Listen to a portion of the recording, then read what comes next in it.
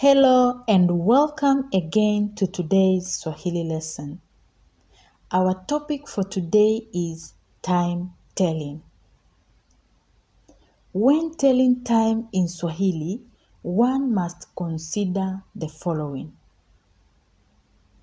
In Swahili, the day has 12 daylight hours, which is referred as mchana, and 12 night hours, which is referred as usiku.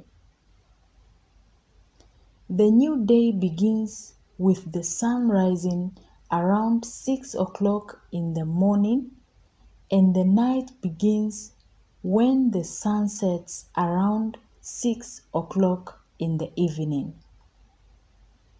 Therefore, 7 o'clock in the morning is the first hour of the day, and 7 o'clock in the evening is the first hour of the night. Okay, and the daytime in Swahili is divided as follows. 5 o'clock a.m. to 5:59 a.m. alfajiri, or asubuhi mapema sana. Dawn, or very early morning. 6 o'clock a.m. to 11:59 a.m. asubuhi, morning. 12 o'clock p.m. to 2:59 p.m. mchana, afternoon. 3 o'clock p.m. to 4:59 p.m. alasiri, late afternoon. 5 o'clock p.m.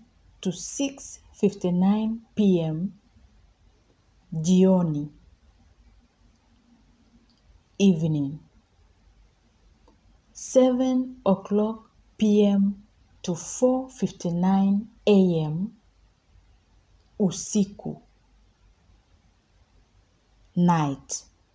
Okay, and when asking for the time in Swahili, one may say, sasa ni saa ngapi? What time is it? Or what is the time? And when responding, one will say, sasa ni saa. The time is. Note that when saying the time in Swahili, the word saa, which means hour, must precede the time that we are talking about. Let us look at the following examples to help us understand how we tell the time in Swahili. Okay. Saa moja kamili asubuhi or usiku. 7 o'clock a.m. or p.m. Saa mbili kamili asubuhi or usiku. 8 o'clock a.m. or p.m. Saa tatu kamili asubuhi or usiku. 9 o'clock a.m. or p.m.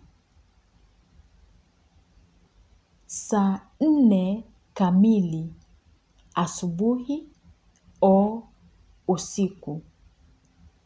10 o'clock a.m. or p.m.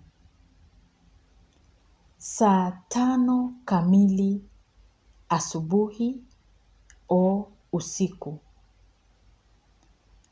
11 o'clock a.m. or p.m. Saa sita kamili mchana or usiku, 12 o'clock a.m. or p.m. and the time will continue like that.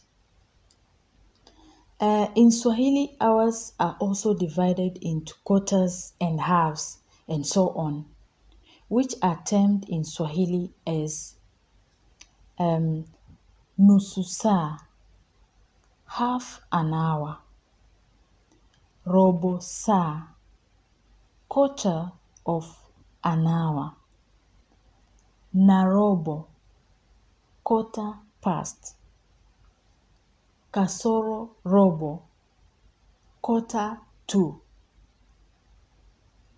kamili, exactly, na dakika, some minutes to, kasoro dakika, some minutes to. Okay, so let us also look at the following example to see how we can use these vocabularies in telling Swahili time. Saa tisa na nusu, alasiri or usiku, 3:30 a.m. or p.m. Saa nane na robo, mchana or usiku, 2:15 a.m. or p.m. Saa 11 kasoro robo, alfajiri or jioni, 4:45 a.m. or p.m. Saa 3 na dakika 12, asubuhi or usiku, 9:12 a.m. or p.m. Saa 9 kasoro dakika 20, alasiri or usiku, 2:40 a.m. or p.m. Okay, so as you can see the figure below, reading the Swahili time is the opposite of the Western way of reading the time. Have a look at the figure below.